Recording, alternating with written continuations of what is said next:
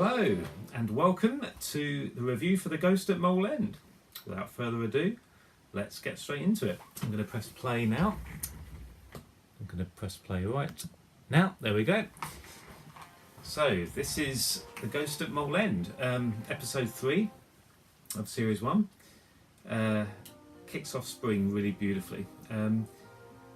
The interesting thing about this episode is that it's very much about the seasons in terms of going from one to the other. Love the way it opens, going from winter into spring.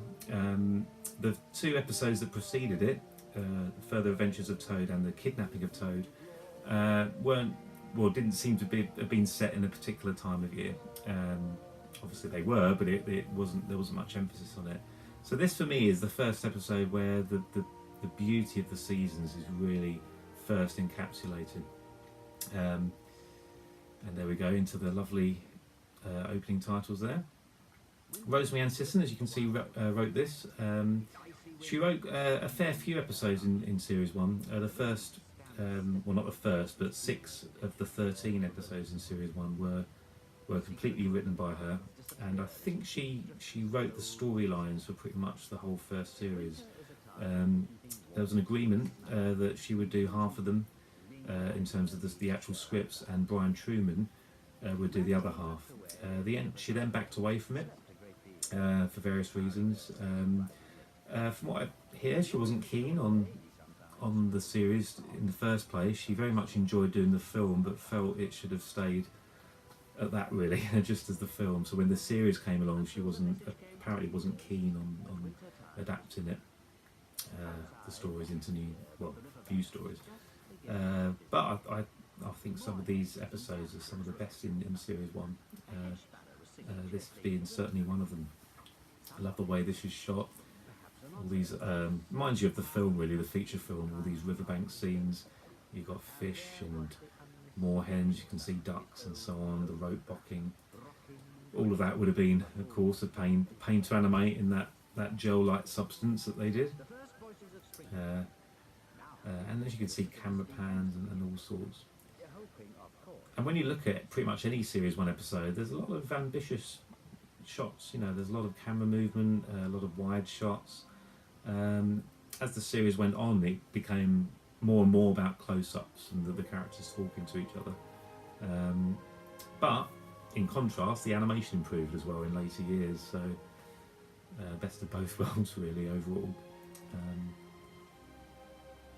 This music that you're hearing is the extended version of the main theme, actually available on CD. You should go to plutomusic.com if you want to purchase the CD. But this is one of the few episodes where you actually hear quite a lot more of the main theme, the beautiful theme composed by Keith Hopwood and Malcolm Rowe. Now, here we are at Mole End. So this is really, this is Mole hibernating in essence. He's not quite awake yet from the winter, and of course moles and badgers do hibernate in the winter.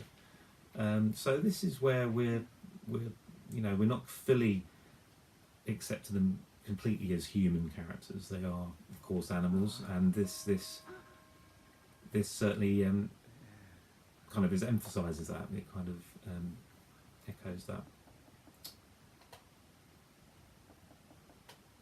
So there's Mole there wondering what's going on. You can hear noises. A lot of silence in this. There's a very slow pace to it. Again, typical of the first series. Let's check something here. Yeah, that's fine. Just have to check I'm recording because I can't quite see the icon where I'm sitting. So here's Ratty, showed up at Mole's house. This was an episode directed by Jackie Cockle, who directed many episodes, very, very key to the series' success. There were quite a few directors, about a handful of them. Chris Taylor being quite prominent as well, and Barry Purvis. But yeah, Jackie Cockle really understood the coziness that The Wind in the Willows encapsulates.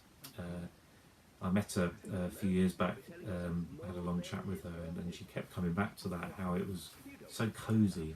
It's all about the warmth, particularly in an episode like this where we just come out of winter. There's that coziness of Mole End. You know, most of this episode is in Mole End. You've got Ratty, who's already awake, is already ready for the spring, is excited about the spring, and you've got Mole, not quite with it yet, still. He's very much an underground creature, very much a homely creature. But this episode is all about hearing noises. He's concerned that Mole End is haunted.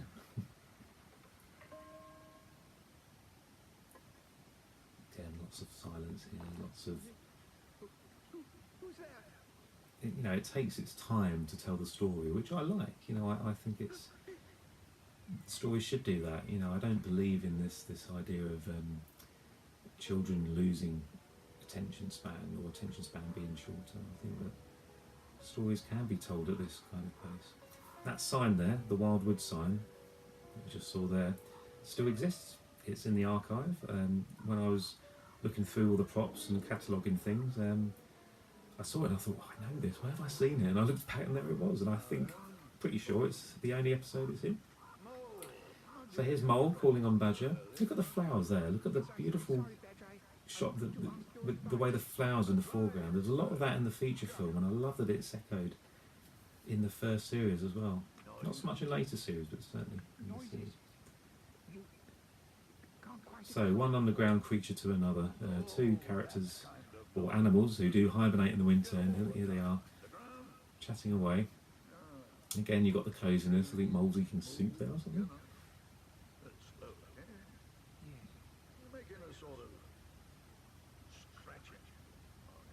Now, another thing about this series as well is the humour. The humour is much more present as the series goes on. Certainly by the time we get to series 3, I mean, Brian Truman, his scripts were so witty. Obviously he did Danger Mouse as well, and many Count Duckulas, and he's just got a wonderful sense of wit about him, and he was able to apply that to this series. But these early episodes, of course, as I say, this is written by Rosemary Ann Sisson. There's a gentle sense of humour, as there was in the original book. So she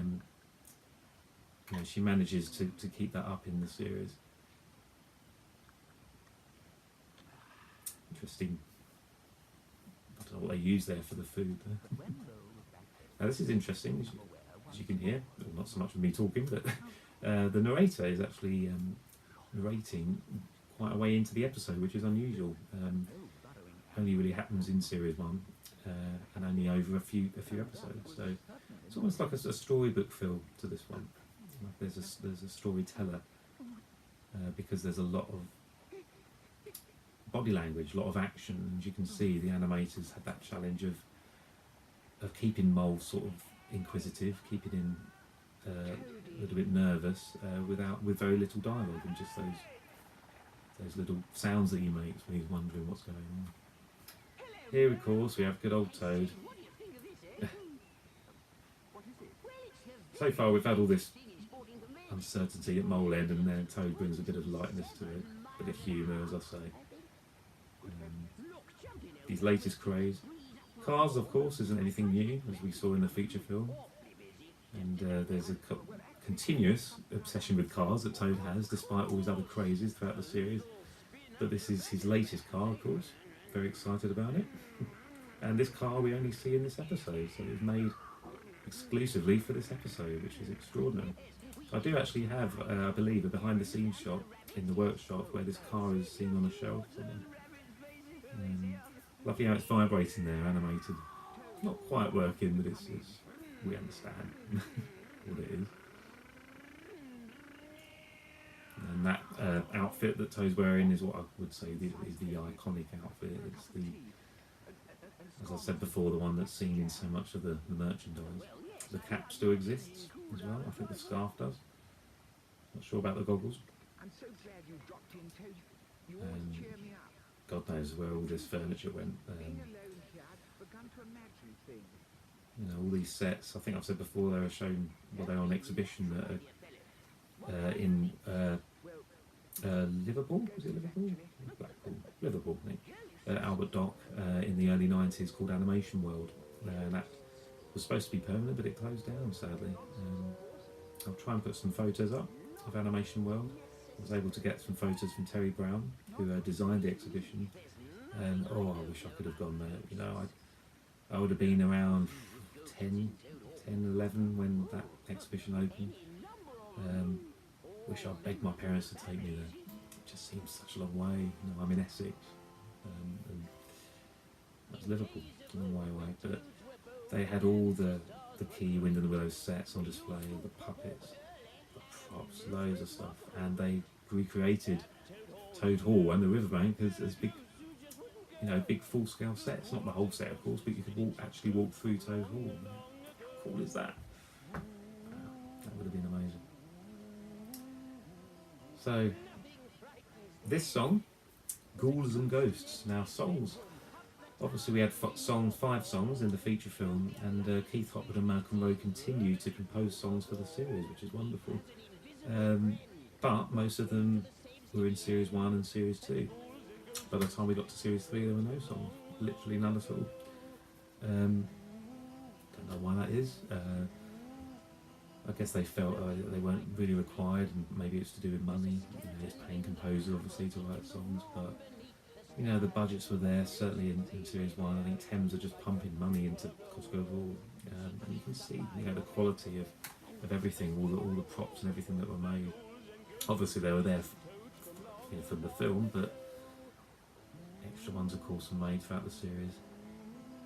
And this is a wonderful song, and David Jason, you know, he's known to not like singing at all, but as Keith Hopwood said when I interviewed him, had a chat with him, David Jason sings in tune. Yes, it's not quite right at times, but that's so right for the Toad character. And you would never think that David Jason hates singing, you know, when you listen to him singing this song, for instance. It's just so much charm, so much character, and so much... It's so in time, in tune, like I say. I should have, missed it, but there was a wonderful line just then when Toad says, "Keeps up by your bed and whispers, 'Hello, I'm dead.'" Always cracks me up. This is clever what they do here. Now, Toad is under the sheet and he suddenly disappears. And we assume he sneaks behind the chair. Obviously they removed the puppet and had wires, I would have thought, under the sheet there. Don't you ever get frightened of mysterious noises? Oh, good. Now you notice where the camera sort of flips back and forth as it did there with Mole and then back to Toad. The sets, of course, I mean, it's kind of common practice. They were made with removable walls. I've seen lots of photos where you can see the floor section is taken out so that the animators could reach the puppets. And then, of course, when you have a wide shot like this one here, you can actually see the join there at the bottom. So the line there is where the main section of the set is attached to a kind of a front piece. And I'm used to that as an animator. I've worked with sections where you just add it to the set. Sometimes you need it where it's not even seen, but you need to walk a puppet offset, and you need obviously a platform for them to walk onto. Just known as set extensions. I love the moonlight here. Isn't that beautiful? And then as Mole opens the door, that lovely kind of warm light of Mole End onto the door there. Beautifully lit. Actually, while I'm on the subject of lighting, it's an interesting one because I had I've been chatting to some of the people who did the lighting, like Joe Dembinski, and they said in those days they were just so naive, even when it came to this series, and they were so naive, and lighting wasn't really thought of as a role, really. The camera operators would work the lights and set them up very basically. You'd have what you call your key light, your fill light, maybe a backlight. But occasionally, you look at this, the lighting, it could be better in places. There's a lot of shadows that you think would be nice to highlight the characters more. And these days, lighting camera people do spend a lot more time with lighting and take more care. And it is a role, it is a job, and a very serious job, very important job. The music you can hear there is basically called Mole's Theme, again available on that CD.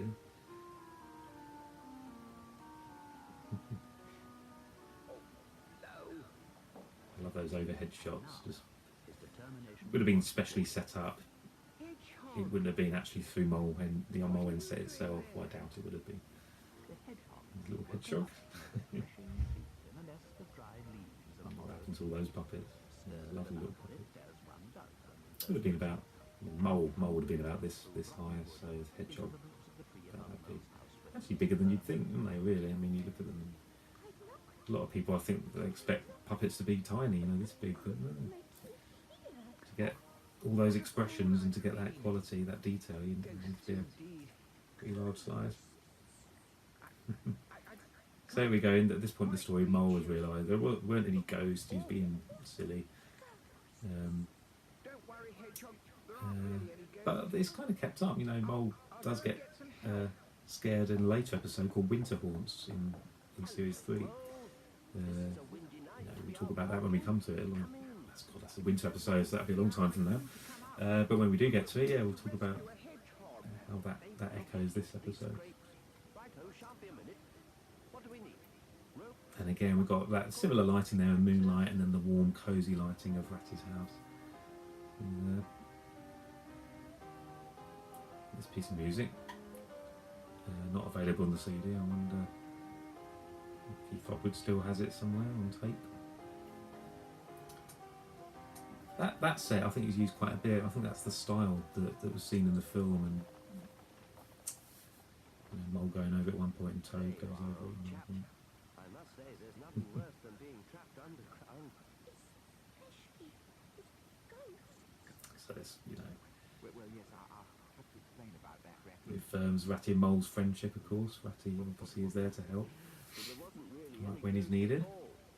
No, but Toad says there are lots at Toad Hall. Well, I've never seen The nose there, the animation of the nose, just the attention to detail in those armatures, just so you can sniff like a real hedgehog would. But with, of course, as I've always said, those human qualities. Now here, echoing that lighting again. I mean, I'd say the lighting wasn't concentrated on much, but I think it's beautiful in this episode. That moonlight again, going into Toad Hall. We've got the coziness in Toad's bedroom there. We've got the candles there lit up.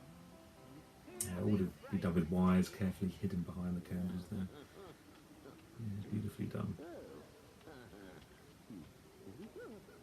Notice the walls of Toad Hall there. Interesting story behind those, and they actually look like wood.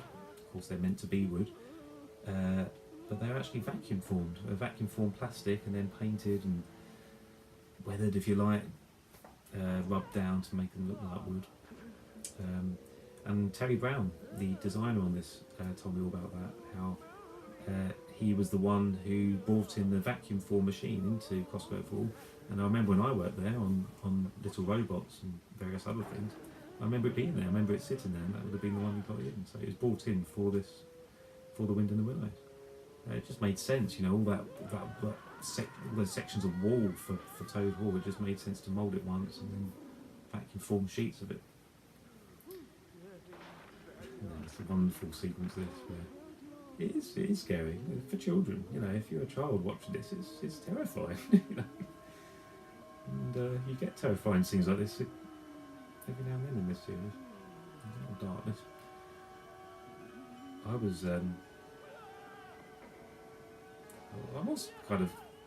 I remember being quite scared of it as a child when I first saw The Wind and the Willows, and maybe it was this episode I saw and I thought, no, I'll stick with Postman Pat.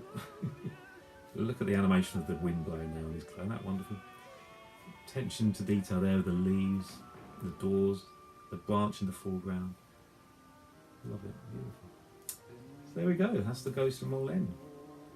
Episode 3, Series 1. We'll talk a bit about the credits as they roll.